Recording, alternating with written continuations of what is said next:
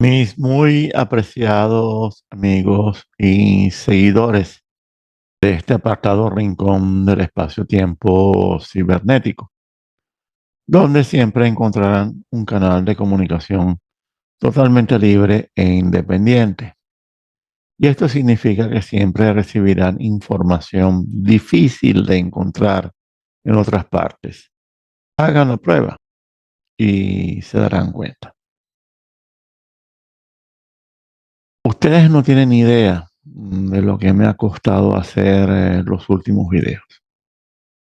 Y esto que voy a decirles es algo que no deseaba comentar, pero me veo obligado a hacerlo porque la ofensiva de las fuerzas del mal está en aumento. Y yo lamentablemente estoy entre sus blancos. Esta mañana en mi casa justamente tuve que sufrir una embestida totalmente inesperada que me agarró con la guardia baja al inicio del día. Y uso la palabra sufrir porque esas fuerzas conocen tus puntos flacos y te lanzan todos los misiles por allí, donde más duele. De hecho, y así ha venido sucediendo en los últimos meses, y ha sido cada vez peor, hasta que terminan succionando como vampiros tus fuerzas vitales. Yo, por lo tanto, he decidido no luchar, porque luchar contra ellas es inútil, es ridículo. Son 1 millón de veces más fuertes e inteligentes que tú. Solo me queda seguir no con la frente en alto, porque eso los enfurece mucho más, sino mostrando modestia, con la frente como la de un asno terco en medio del desierto. Este video de hoy, que va a ser largo, ya les aviso, ya se los anuncio, es el fruto de una mole de trabajo masoquista que se desató a partir del anuncio de Macron de disolver la asamblea. Ha sido un trabajo arduo porque no recurro a fuentes convencionales y esas fuentes, algunas son algo excéntricas, pero todas precisamente a raíz del anuncio de Macron han estado totalmente desbordadas de trabajo, lo cual ha sido como un golpe bajo para mí. Pero igual seguí con la terquedad de un asno, que eso es lo que soy. Cristo cargó a la cruz. El asno cargó a Cristo. Yo me igualo al asno y no intentaré pasar de ese nivel. Ni pretendo superarlo. Primero porque respecto a mis fuentes soy un verdadero asno. Y porque no quiero nunca correr el riesgo de dejar atrás mi humildad. Eh, esa humildad que es una condición sin la cual no puede haber honestidad franca, verdadera. Así que les agradezco a todos que me tengan paciencia, porque estoy agotado y este será un video largo que haré con las fuerzas vitales al mínimo, casi como si fuese una penitencia, una más de las que conforman ya mi vida cotidiana, día a día. Bueno, hoy estaremos hablando de Francia a partir de su actualidad y con hechos estrictamente actuales. Francia hoy es un país que todavía puede presumir de su grandeza, de su grandeur, como afirman los mismos franceses, aunque ellos mismos después te aclaran que, que es una potencia sobrevalorada. El próximo domingo, se estarán celebrando las elecciones legislativas convocadas de urgencia por Emmanuel Macron después de las elecciones europeas, donde obtuvo resultados realmente desfavorables, que lo impulsaron a dar una patada a la mesa y anticipar las elecciones. Y esto puede hacerlo porque en el sistema francés es un sistema semipresidencialista que a su vez tiene su parte parlamentaria. Pues bien, en este sistema, Macron, su poder como presidente le permite hacer ciertas cosas. Y aquí ya llegamos precisamente al punto del poder, que en Francia está evolucionando en cierta dirección que aún no sabemos si es esperada, desesperada o fríamente calculada, aunque no creo que Macron sea el chapulín colorado.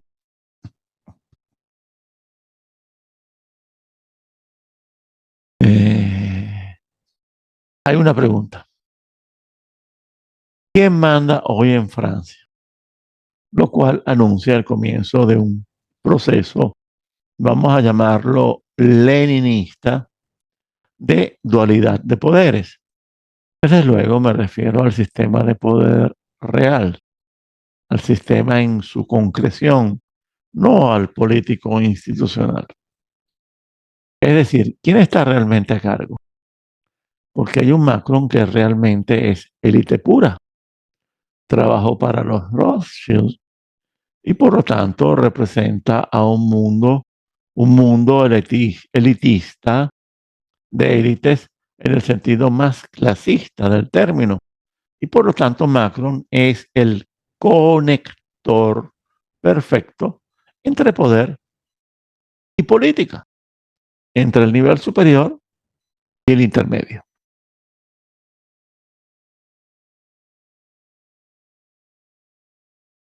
Y al parecer, en estas últimas horas hay que mencionar otro nombre que ha pasado por mis oídos más de una vez. Me lo han soplado más de una vez. Y si hay que mencionarlo es porque debe haber una razón de peso. Se trata de un tal Vincent Bolloré, empresario y productor de televisión francés, accionista mayoritario del gigante de los medios y la comunicación Vivendi. Este es un hombre de negocios muy poderoso, muy influyente, que también conocen muy bien aquí en Italia y que parece ser el patrocinante de esta nueva alianza de todos los partidos de derecha, es decir, del Rassemblement Nacional, agrupación nacional, que es el heredero del Frente Nacional, que de urgencia se alió con los golistas, o sea, con lo que queda del viejo golismo, o sea, los herederos ideológicos de Charles de Gaulle. Ahora bien, la situación interna francesa para muchos, comenzando por los mismos franceses, es francamente preocupante. Sin duda, Francia es un país que se podría decir que todavía tiene cartas para jugar en muchos ámbitos y ha sido un modelo político-cultural en los últimos 2 siglos. Esto es innegable y esto indica una potencia que no puede desaparecer de un día a otro.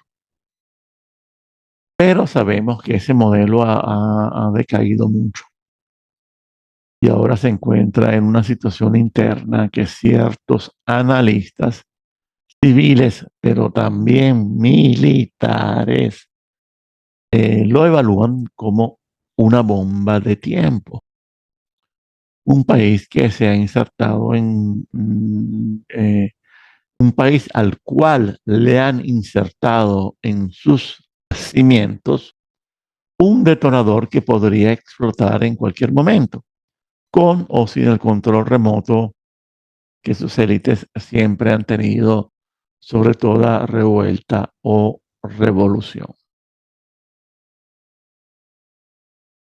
Lo que pasa es que estamos tratando con un país que está pagando su pasado y también su presente colonial de una manera muy dura, muy pesada, debido a errores estratégicos cometidos hace décadas que se han acumulado sin ser corregidos y por lo tanto ahora están comenzando a pasar factura, especialmente en la política de inmigración y guetización y en la política fallida de asimilación en lugar de integración, algo que explicaré otro día, lo prometo. Y hoy en día se puede apreciar que en los suburbios, en las periferias de las grandes ciudades francesas, la política de guetización de estas personas, que son ciudadanos franceses con todos sus derechos, aunque la mayoría son de origen magrebí, o sea, del norte de África, o del África subsahariana, o del Caribe, estamos hablando en todo caso de las antiguas, pero actuales colonias francesas, porque en realidad y en la práctica nunca han dejado de serlo. ¿Y qué es lo que pasa con esto?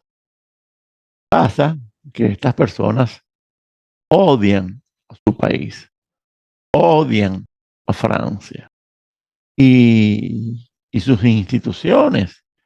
Y a pesar de gozar de plena ciudadanía, rechazan con verdadero desprecio las instituciones del que debería ser su país.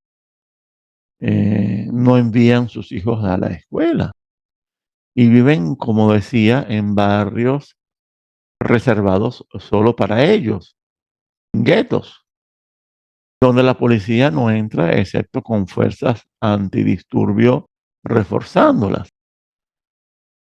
Señores, estamos hablando de millones de personas que se sienten profundamente frustradas porque viven, o mejor dicho, sobreviven al margen de la sociedad, sin, sin, sin, sin perspectivas reales ante ellos, con un malestar creciente que de vez en cuando estalla en las revueltas en las banlieues, que son esas grandes urbanizaciones periféricas que rodean a las grandes urbes, donde las hay para los ricos y acomodados, pero también para los pobres.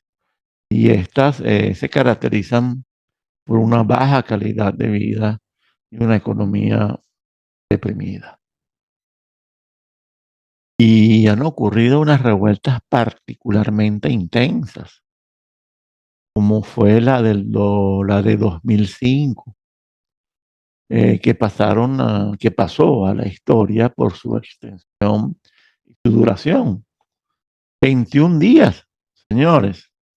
De paso, se dice que fue anticipada por una extraordinaria película titulada El odio, la haine, de Matthew Kassovitz, que 10 años antes predijo precisamente con un corte transversal de, de la sociedad francesa, muy lúcido, en donde se muestra en qué se había transformado la sociedad francesa, con problemas que ya en los 90 se manifestaban de manera muy, muy evidente a los ojos de un atento artista como Matthew Kassovitz. Y desde entonces la situación no solo ha empeorado, porque la actitud colonialista francesa es recalcitrante tanto hacia afuera como hacia adentro, hacia adentro. Por lo tanto, ha permanecido sustancialmente intacta. Francia es el único país que todavía posee el franco CFA, franc CFA, una moneda colonial impuesta por Francia a una serie de países del África subsahariana, que que la capital, París, sigue dominando como su patio trasero. Y esto, naturalmente, provoca toda una serie de reacciones negativas, sobre todo porque hay que entender que el poder en Francia, el poder real, todavía sigue siendo el privilegio de una clase dominante que se forma dentro de de las burocracias públicas, dentro de cierto nivel del funcionariado, que es el verdadero Estado profundo francés. Francia, por ejemplo, es un país donde el Estado también gestiona buena parte de la economía. Los gerentes y dirigentes de las grandes empresas y sociedades francesas son casi siempre burócratas que cumplieron las etapas iniciales de sus carreras dentro del aparato estatal y luego fueron enviados o asignados dentro de estas empresas que tienen con el Estado central una especie de vínculo simbiótico. Y esto sigue sucediendo porque Francia nunca ha dejado de ser un Estado dominado por una política económica llamada Colbertis, más o menos desde la segunda mitad del siglo XVII, política creada por Jean-Baptiste Colbert, de la que tomó su nombre. Y esta modalidad francesa del mercantilismo consistió, mejor dicho, consiste en una intervención más o menos generalizada del Estado en la economía, con el fin de aumentar la riqueza y el prestigio de la nación, ocupándose del fomento de las actividades industriales, tanto las privadas como las apoyadas de una forma u otra por el Estado,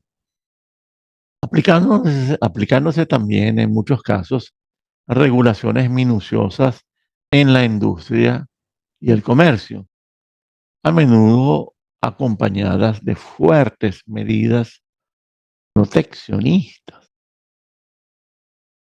Y esta forma de dirigismo, es decir, esta presencia activa del Estado dentro de la esfera económica, en Francia, de una forma u otra, todavía existe. Así que lo siento, mis bobolongos libertarios, pero Francia no es un Estado liberal, lo siento. Es un Estado capitalista, sí, cómo no, es un campeón capitalista, pero no es liberal.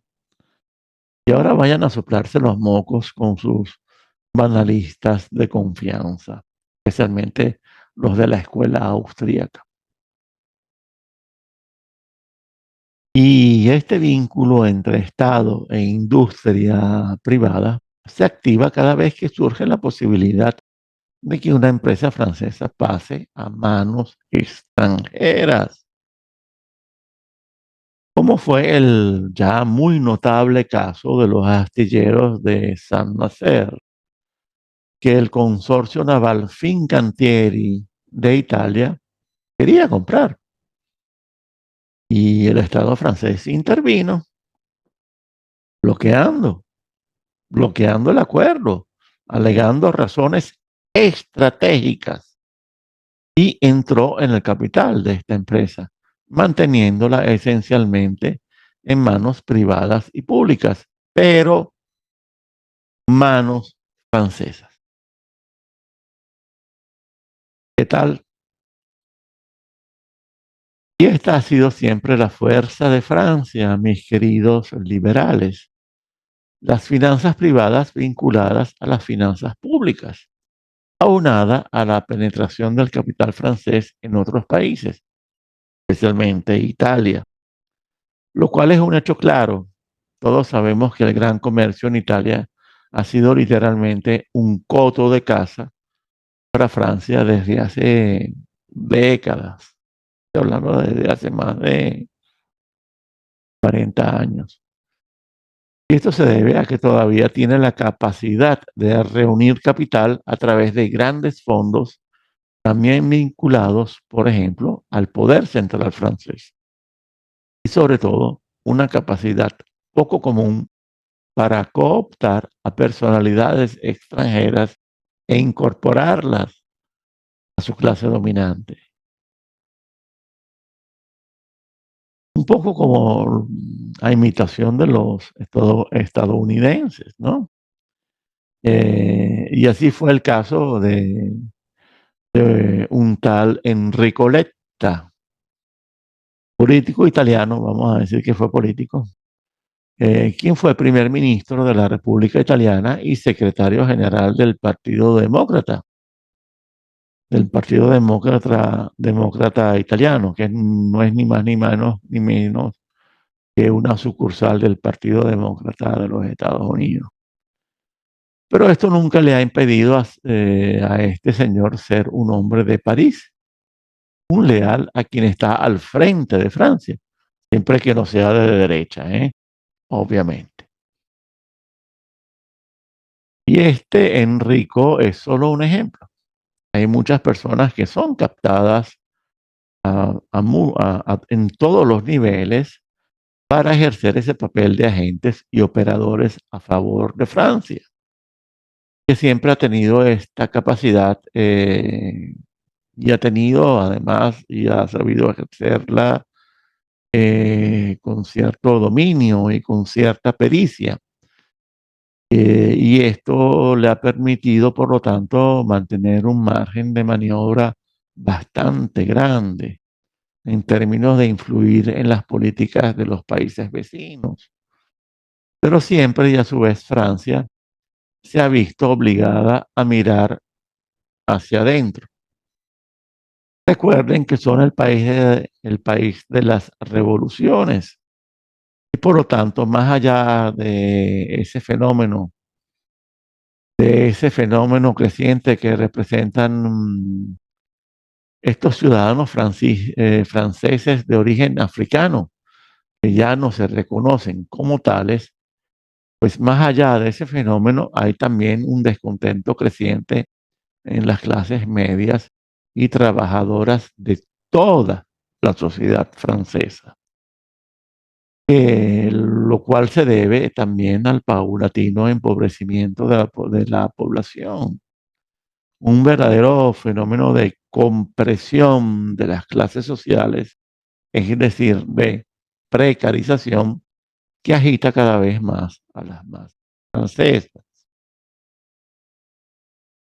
y que se ha estado exacerbando con las últimas presidencias de Sarkozy, Hollande, Hollande y Macron, que a pesar de pertenecer a ideologías distintas, incluso opuestas, eh, siguiendo directrices globalistas, estuvieron poco a poco aplicando reformas de orden liberal para disminuir el estado social, la seguridad social y tratar de liberar al mercado laboral, aunque con la debida cautela, porque en Francia no son tan imbéciles como en otros países europeos, Alemania e Italia, por ejemplo, donde la liberación del mercado de trabajo destruyó la seguridad laboral, destruyó los puestos fijos, aumentó el desempleo, creó un desempleo de hecho estructural y bajó los salarios para labores que no requieren capacitación y congeló los aumentos para los demás trabajos, incluso los profesionales, incluso para los que provienen de las universidades. Señores, en Italia en los últimos 20 años los sueldos en general han bajado un 2% en términos reales. Y también hay que hablar de que con las pensiones ha pasado lo mismo. Hoy en día, para obtener la pensión en Italia hay que cumplir con 67 años. Intentan hacerle eso a los franceses. Pero bueno, los italianos son... No, mejor me callo. En Francia, en cambio, la gente todavía mantiene su conciencia de clase, una sana conciencia de clase. Y sí se pronuncian. Y hemos conocido el caso de los Gillette Jones, de los chalecos amarillos, cuyas protestas estaban formalmente vinculadas al aumento de los impuestos especiales sobre combustible.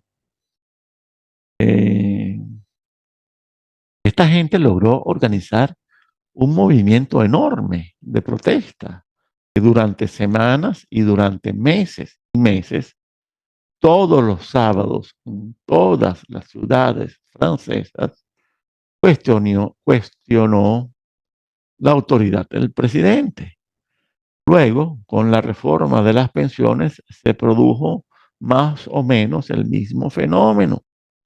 ¿Por qué? Porque se trata de un rasgo característico de la población francesa, que se remonta a su tradicional orgullo, que es popular, revolucionario por excelencia. Aunque no hay que olvidar que a pesar de las numerosas revueltas, el Estado, o mejor dicho, las élites, nunca han perdido el control de la situación, logrando incluso infiltrarse en estas revueltas para tornarlas violentas y así poder justificar intervenciones policiales de fuerte represión, que incluso llegaron a ser mortales.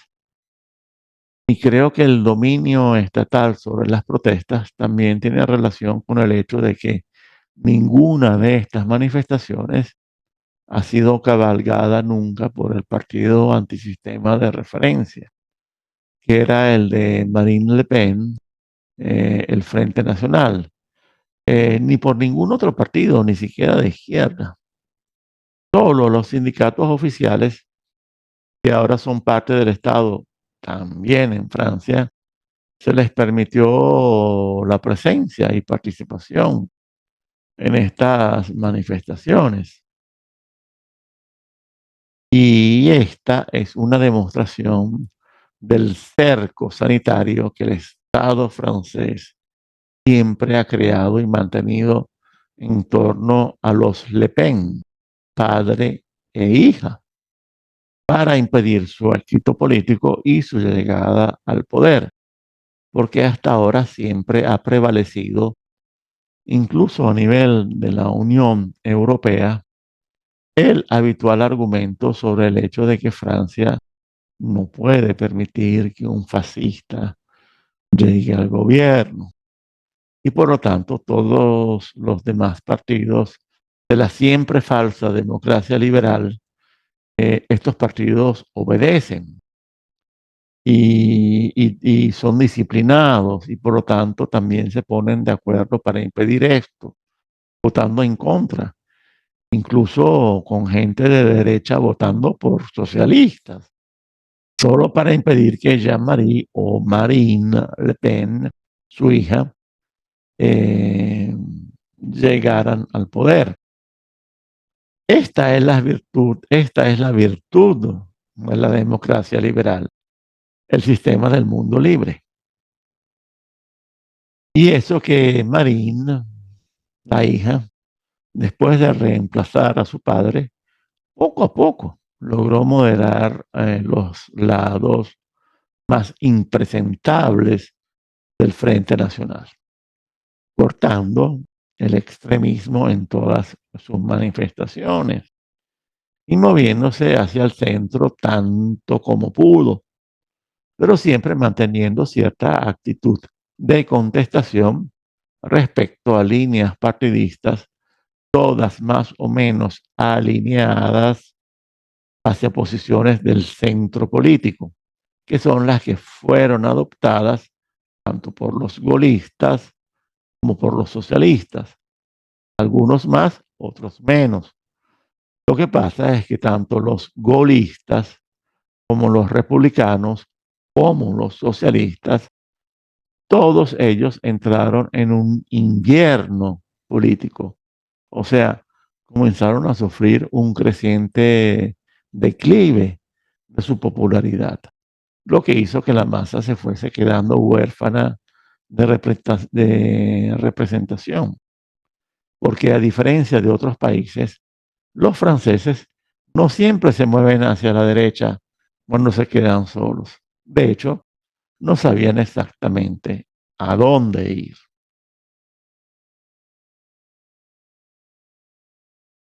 Y en ese momento fue cuando oportunamente, muy oportunamente, apareció la figura de Emmanuel Macron, precisamente a raíz de esa circunstancia, donde los socialistas ya no tenían credibilidad después de Hollande y los republicanos y gaullistas después de Sarkozy.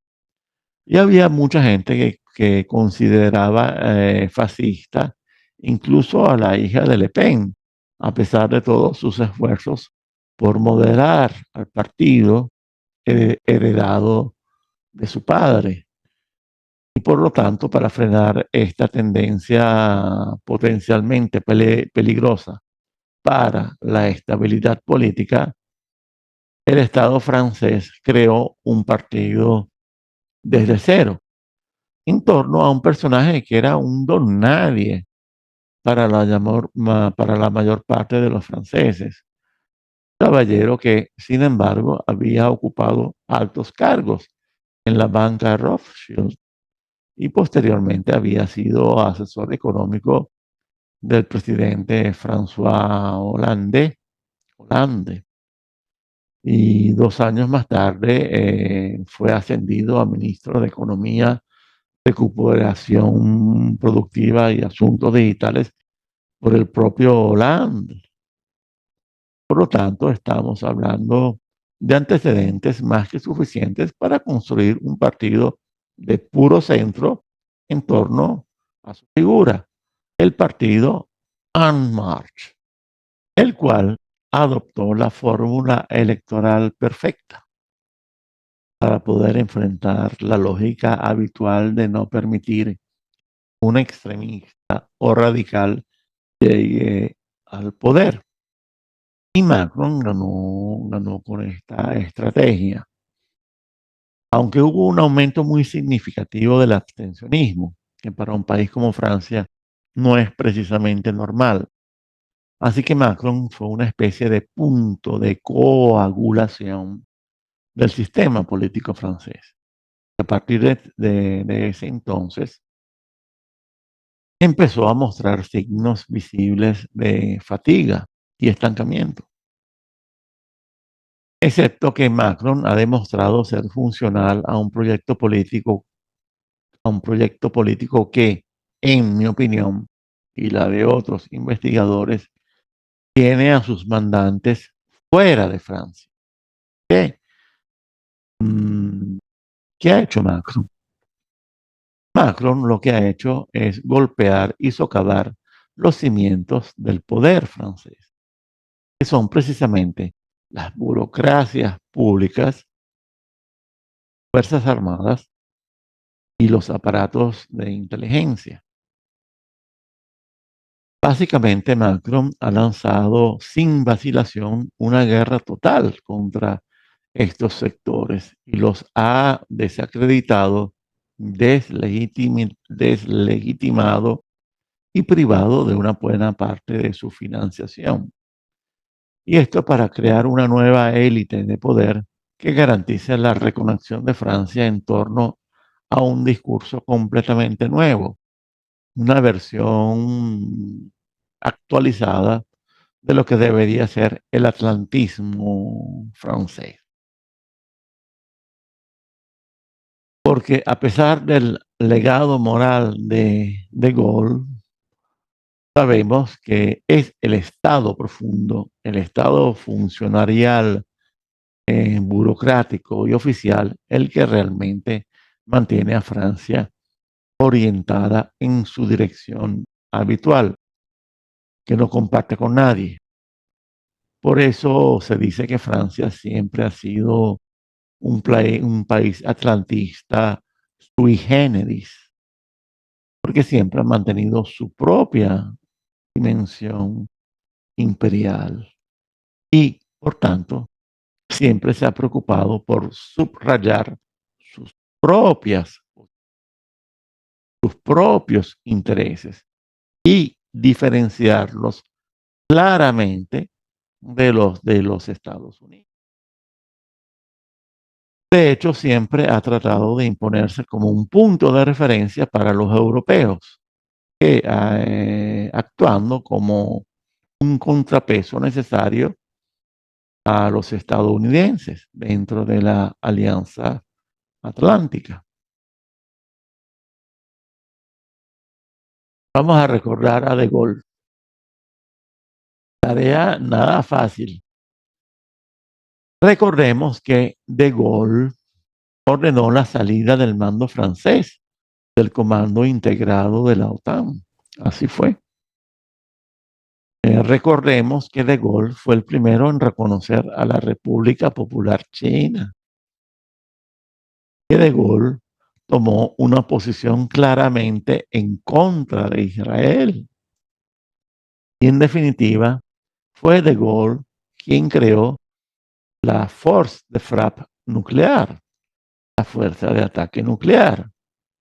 Y todas estas obras, magnas obras, son el legado de Gaulle, el legado inolvidable de Gaulle, que había adquirido un gran prestigio y credibilidad por el papel que había desempeñado durante la Segunda Guerra Mundial. Pero muchos también recuerdan, sobre todo en los Estados Unidos, que De Gaulle fue el protagonista del derribo de los acuerdos de Bretton Woods y fundamentalmente del patrón oro. ¿Por qué? Que fue De Gaulle quien envió barcos repletos de dólares a los Estados Unidos pidiendo la conversión de esos billetes en oro, algo que estaba contemplado dentro de los acuerdos de Bretton Woods. Y este fue obviamente un factor decisivo que llevó a Nixon a desvincular al dólar del oro con el famoso Nixon Shock de 1971. Y todos estos episodios sensacionales demostraron la existencia de una Francia soberana, uno de los pocos países europeos que no tienen bases americanas en su territorio. Caramba, qué orgullo. Y hoy en día de todo, pero hoy en día de todo esto no queda nada, absolutamente nada. ¿Y cómo le va a Francia ahora? ¿Cómo es que se encuentra ahora? Pues bien, llegados a este punto, deberíamos concluir que el propio Macron es el estrangulador liberal, el portador de este proyecto geopolítico para anular cualquier espíritu golista que hubiera quedado dentro del país, pero también para integrar más a Francia en una órbita más globalista. El plan de Macron consiste en el desafío nacional contra Le Pen y contra el patriotismo francés, pero en un sentido que para mí es más globalista que atlantista. Primero, porque Macron, a pesar de ser un globalista entusiasta y completamente liberal, que quiere reducir el estado de bienestar, el estado social, las pensiones, a la vez busca una mayor independencia de la dominación total y asfixiante de los Estados Unidos y de sus constantes imposiciones y prepotencias. por ejemplo, en el ámbito comercial. Y en segundo lugar, porque Macron ya experimentó en los tiempos de Angela Merkel que puede existir un globalismo liberal con una clara tendencia cosmopolita, pero en versión local, localista. Un globalismo que podría llamarse europeo, sin abandonar al mismo tiempo su condición o su vocación atlantista y cosmopolita. Pero atlantista siempre un poco sui generis, siempre al estilo francés, pero menos patriótico, más europeo para poder demostrar mayor independencia frente a los Estados Unidos y sin perder nunca un objetivo estratégico. Y es que Francia debe seguir estando a la vanguardia del liderazgo europeo, con o sin Alemania. Cuestión muy actual, por cierto. Este cambio visionario representado por Macron es interesante, precisamente porque se podría decir que Macron está caminando sobre una cuerda floja, porque ya comenzó a encajar una fuerte resistencia popular, sobre todo en la derecha, un poco menos en la izquierda. Y su reacción, ¿cuál fue? Fue la de disolver la asamblea en una maniobra audaz que probablemente llevará al poder justamente a la derecha. ¿Qué hace esto? ¿Será que quiere llevarla a una trampa? Sabiendo que precisamente los tiempos por venir serán de tempestad, incluso de guerra en Europa, y que en Francia hasta podría ocurrir un conflicto civil, se podría desatar, aprovechando el desbarajuste, el caos, la división, la confusión, la dispersión de las fuerzas del orden y de las fuerzas armadas, todos factores que podrían confluir en un torbellino social y político de pronóstico reservado. En todo caso, quizás podríamos decir que si la operación con Le Pen tiene éxito, podría ser un arma de doble filo. Aquí radica el cálculo de Macron o el cálculo de los que están detrás de él. Es decir, el hecho de lanzar por primera vez al gobierno a los lepenistas, hasta ahora condenados al ostracismo, para ponerlos sobre una barbacoa ardiente. Porque recordemos que dentro de unos meses tendrán que tomar decisiones bastante duras sobre la deuda francesa y en general las perspectivas todas, no solo las económicas, ninguna anuncia cosas buenas para el andar del país. Por lo tanto, y muy maquiavélicamente, por parte de Macron podría activarse un juego de reseducción que incluso haga posible el intento de recrear ese cordón sanitario alrededor de la derecha, pero ya por ineptitud al gobernar o al acelerar la escalada al caos y así reabrir los juegos políticos, pero con un propósito que podría estar más oculto de lo que parece, por aquello de que Macron sabe cosas que Le Pen ignora y nosotros ni hablar. Recuerden que es y seguirá siendo un hombre de la banca Rothschild, o sea, un conector entre el poder, mejor dicho, el superpoder real y la mera política reducida a sociedad del espectáculo, justamente en el país de Guy Debord. Al parecer, la apuesta final de Macron será cambiar el rumbo del sistema de poder francés para atlantizarlo y globalizarlo, quitando del medio la molesta soberanía excesiva, uso más de lo que es hoy. Y llegados a este punto, deberíamos preguntarnos, ¿todo esto es una apuesta final o es un riesgo calculado? Y sin duda es una apuesta, porque su discurso podría ser este: en estos momentos he pagado, estoy pagando por elecciones que esperaba fueran más exitosas, pero resultaron fallidas, y que trataré de salvar lo que se puede salvar. ¿Y qué puedo hacer? Muy bien. Hey ustedes, mejor dicho, hey ustedes, los de la derecha, sí, ustedes quieren gobernar, pues vayan y gobiernen, y desde luego tendrán que hacerlo sin previa experiencia y en un momento justamente de extrema dificultad y posiblemente con el estado profundo en contra o a paso de tortuga coja.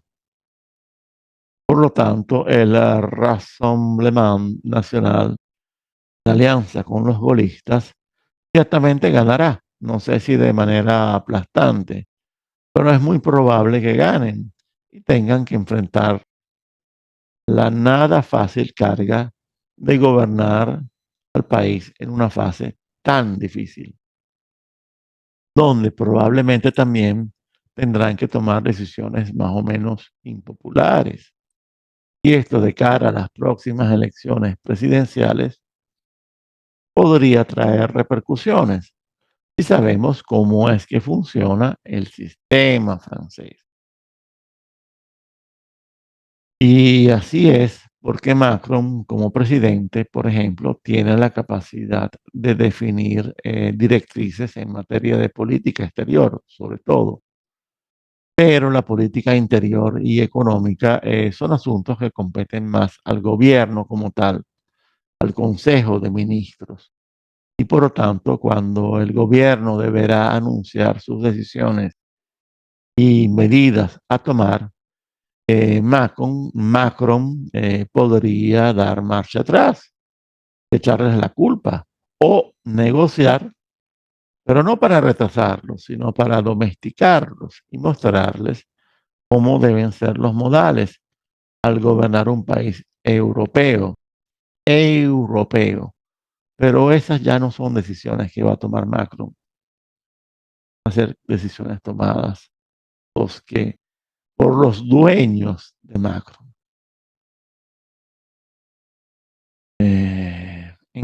De todas maneras, todo depende de que Macron conozca finalmente qué es lo que le tiene reservado el destino o lo hayan dejado con la incertidumbre para ponerlo a prueba. Piensen esto. Los lepenistas y golistas son unos novatos por primera vez al frente del poder y deberán tomar decisiones que involucran a toda la nación. Decisiones delicadas en momentos de alta tensión social, muy alta. Y esto de por sí podría tener un efecto moderador sobre el temperamento de cualquier posición radical que estos tengan, a no ser que cuenten con las espaldas cubiertas por ese ejército que muchos dicen que se siente muy descontento con Macron. Pero esto podría no ser verdad o solo una verdad muy, pero muy a medias. De todas maneras, el rumor no ha dejado de circular ya desde hace años. Por lo tanto, una vez con el timón en la mano, para los derechistas, tomar decisiones muy radicales, como salirse de la Unión Europea o adoptar medidas muy estrictas en materia de inmigración y deportación, podrían ser pasaportes directos a una crisis de gobierno por ausencia de apoyos internos y externos, o por la creación de un vacío nacional, europeo y atlantista, que podría formarse en torno a ellos, pero también podría ocurrir una crisis de gobernabilidad, porque la gente, al ver que ellos cambiaron, una vez instalados en el poder, y al ver que ya no van a tomar las medidas por las cuales la gente los votó, pues la gente podría muy bien sentirse traicionada y estallar.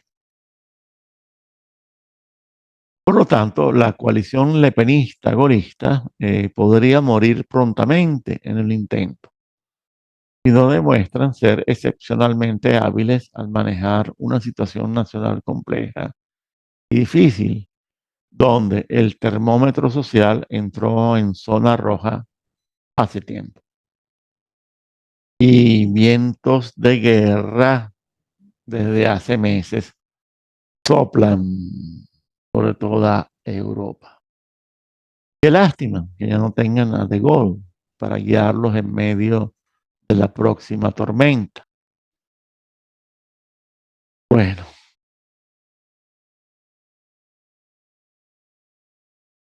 pasemos ahora a la geopolítica francesa. A Francia, en el contexto global, porque Francia ya no es solo europea, sino global, y basta ver la distribución de sus bases militares en el mundo para entender que ellos también quieren sumar a una geoestrategia global, pero siempre a su modo. Hay quienes todavía encuentran en Francia una actitud, una ambición imperial, también debido al hecho de que todavía tienen algunas colonias, mejor dicho, territorios de ultramar. Cayenne, la Guayana francesa, por ejemplo, no es una colonia, es territorio francés, de ultramar, pero francés. Francia es también una nación de América del Sur. Pero, volviendo al tema, los deseos de protagonismo por parte de Francia nunca se han calmado. Basta ver las piruetas de Macron con respecto a Ucrania, donde los brincos de extremo a extremo ya creo que van por una segunda vuelta. Algunos analistas afirman que Le Pen al gobernar mostrará una tendencia a lo Trump, donde pondría mayor atención al interior, evitando incluso el cruce con cuestiones exteriores, incluyendo las europeas, tratando de evitar polémicas, evadiendo terrenos donde es posible que la estén esperando para ponerla en dificultad. En otras palabras, un gobierno de perfil puramente nacional, volcado hacia el interior y concentrado en los problemas cotidianos del ciudadano. Bueno, esto, como no, podría llegar a darse. No creo que le resulte. El sistema de medios de comunicación e información totalmente globalizado se encargaría de montarla sobre la brasa si recibe esa orden. Y eso ocurriría sin importar que Le Pen no haya puesto un pie en Bruselas, lo cual de paso va a tener que hacerlo, pues no podrá evitar ese pasaje tan desagradable. Y en eso, sinceramente, la compadezco. Pero en mi opinión, Marine Le Pen está siguiendo los pasos lamentablemente está siguiendo los pasos de esa desgracia que se llama Giorgia Meloni, siguiendo un proceso evolutivo similar al de una clonación, donde partiendo de posiciones inicialmente disonantes, el coro globalista universal está poco a poco dejándose acariciar, acicalar, domar y pastorear hasta que logren llevarla a los verdes prados donde se encuentra el eterno arco iris del atlantismo angloamericano sionacista. Y en la medida que lo logren, le pasará lo mismo que a la Meloni, donde una parte de su cerebro fue reseteada y la otra fue apagada. Y hoy en día está a punto de retar a la Úrsula von der Leyen a ver quién es más fanática de los Estados Unidos. Qué situación más patética, Dios mío.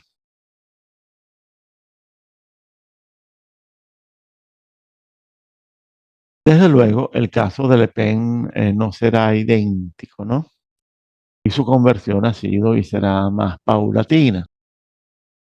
También porque se ha concentrado mucho en transformar una vez más a su partido en una maquinaria más moderna, dinámica, más abierta, más democrática, abrazando al globalismo más o menos como lo hace la Meloni, pero con un estilo más adulto, más maduro, menos idiotizado que el de la italiana, que ha resultado ser una payasa insufrible, sin ser falsa, ¿eh?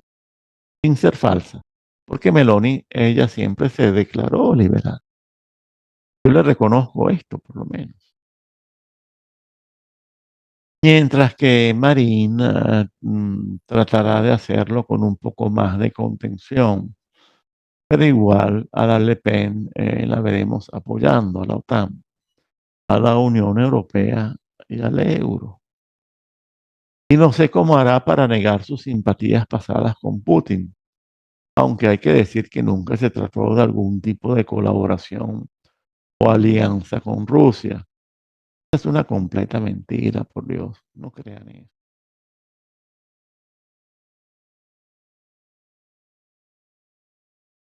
Y si la Le Pen lo hace bien, este podría ser el preludio de su vuelta a la carrera presidencial para el futuro, aunque esto es algo que ni ella, ni Macron, ni los Estados Unidos, tampoco ellos lo van a decidir.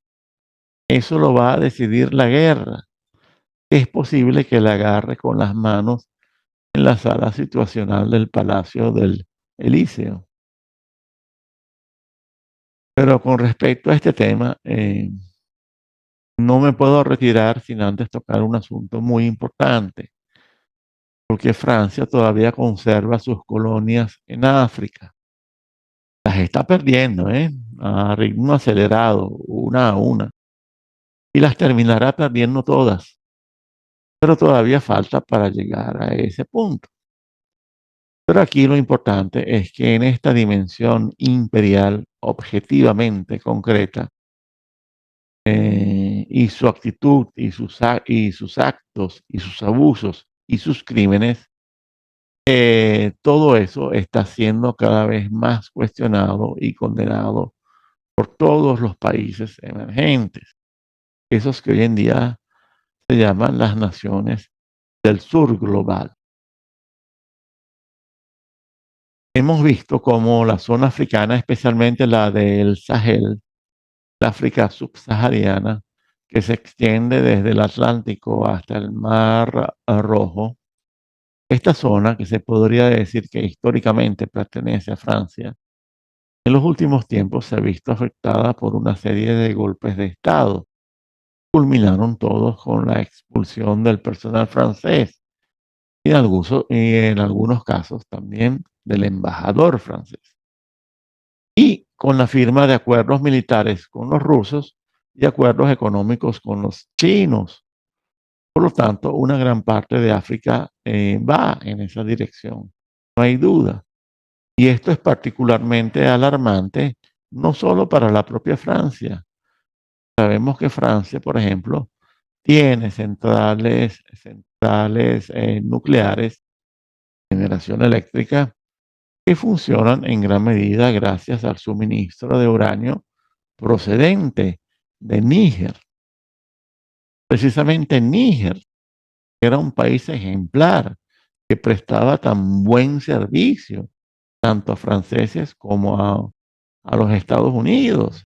Y sin embargo, lo que hizo fue llamar a los rusos, expulsar a franceses y gringos y, curiosamente, mantener la presencia militar italiana.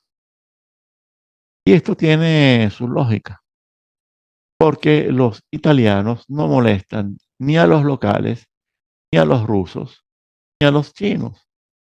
La verdad es que son aceptados en buena parte de África.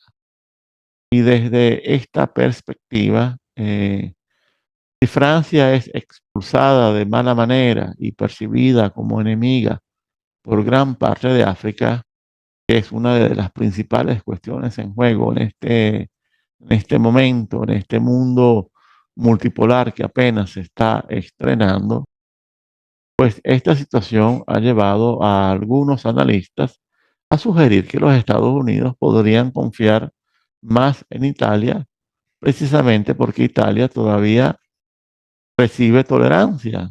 Es mejor tolerada que Francia en esas áreas tan importantes.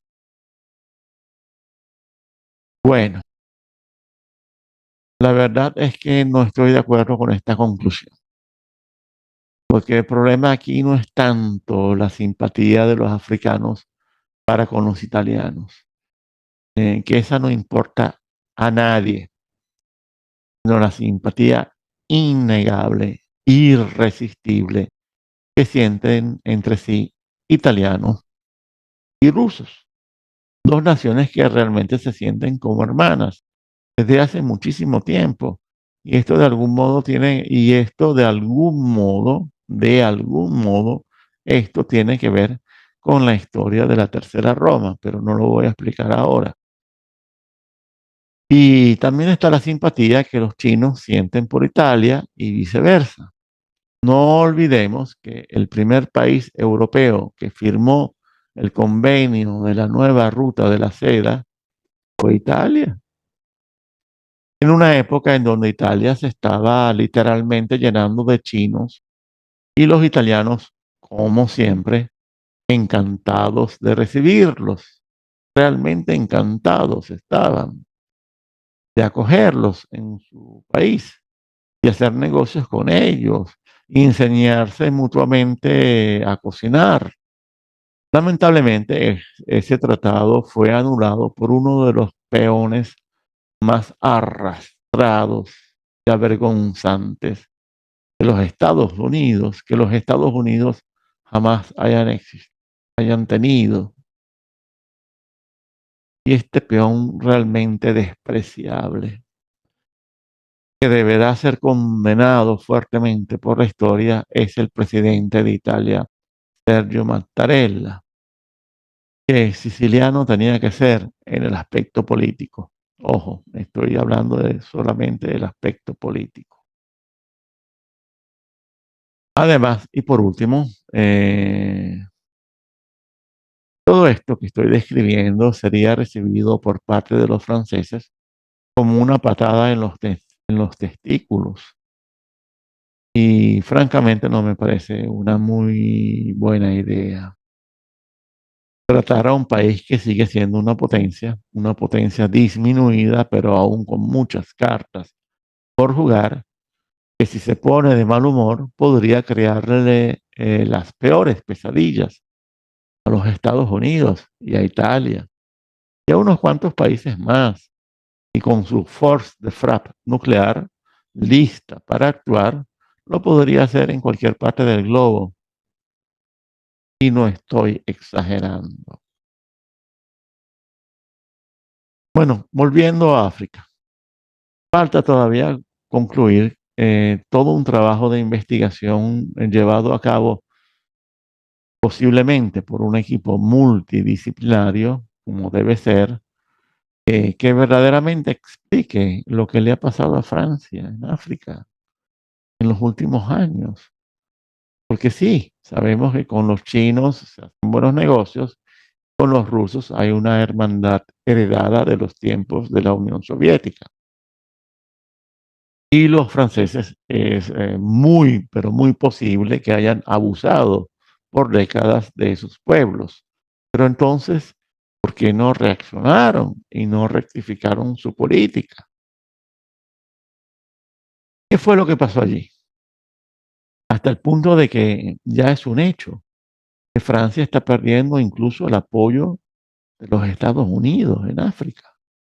Y desde luego esta pérdida, o mejor dicho, este abandono de la influencia francesa está siendo suplantada por la influencia rusa en estas áreas, contribuye a explicar, perdón, por la influencia rusa y china en esas áreas. Esto contribuye a explicar ciertas posiciones adoptadas por Macron. Son absolutamente ridículas. Por ejemplo, las posiciones de Saltimbanqui en relación con el conflicto ruso-ucraniano, que sin la menor duda contribuyeron significativamente al resultado de estas elecciones, a esta gigantesca debacle que sufrió. Señores, ¿cómo es posible negar la evidente presencia de tropas francesas en Ucrania? Están allí de manera extraoficial para tareas de entrenar al personal ucraniano en el uso de misiles como el Scalp. Y esta muestra de ingenio por parte de Macron representó un intento de acreditarse como un punto de referencia para una Europa que es universalmente percibida como un mero conjunto de colonias sumisas a los Estados Unidos. Creo que este fue un intento de Macron de rehabilitarse y reacreditarse mismo y reconstruir una reputación de credibilidad, no dentro de la población, que ya la perdió, pero al menos dentro del gran consenso atlantista. Por lo tanto, si Macron todavía podría acreditarse como punto de referencia de la Europa atlantista frente a los americanos, hasta el punto que incluso salió diciendo que podría poner su paraguas nuclear a disposición de toda Europa, intentando eludir así a los americanos, pues el juego parece bastante claro. Es uno donde Macron intenta, por un lado, hacer cosquillas en la vena del revanchismo que todavía corre por las venas de la población francesa, y no solo francesa.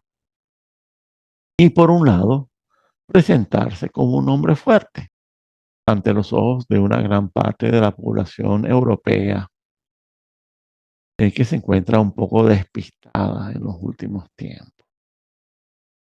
De todos modos, este juego no es más que un lance ya desesperado, porque la guerra se le viene encima a una Europa totalmente impreparada. Y será, por lo tanto, la misma guerra la que determine la posición y el destino de cada país. Porque la guerra contra Rusia y Bielorrusia la deberán hacer los europeos, no los americanos. Eso ya lo expliqué en un video anterior. Y ya para concluir, Macron, en un país que siempre se distinguió, al menos en el pasado, por ser gobernado por grandes personalidades, cualidades y defectos, Macron pasará como una expresión natural del proceso de decadencia, no solo de Francia, sino de todo Occidente. Y es por eso que lo vemos con esa inquietud permanente, pero siempre superficial, siempre insustancial, del que quiere cambiar cosas cuya profundidad o altura no están a su alcance.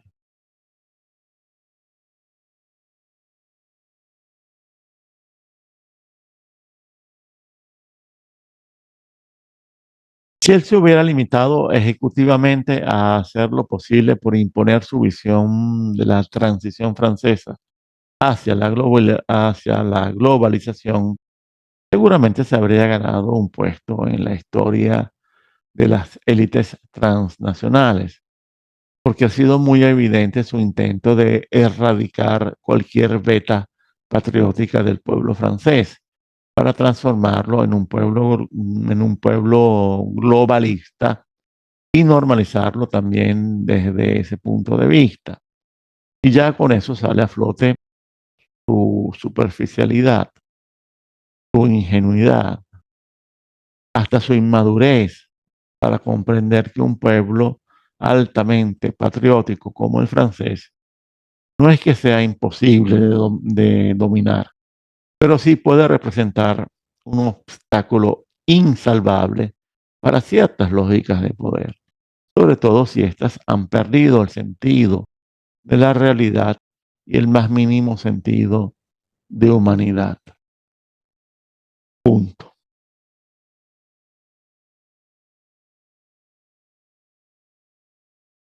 Bueno, mis amigos, vamos a ver qué pasará el domingo con estas elecciones, que sí, son una distracción, siempre son un circo y no van a cambiar nada.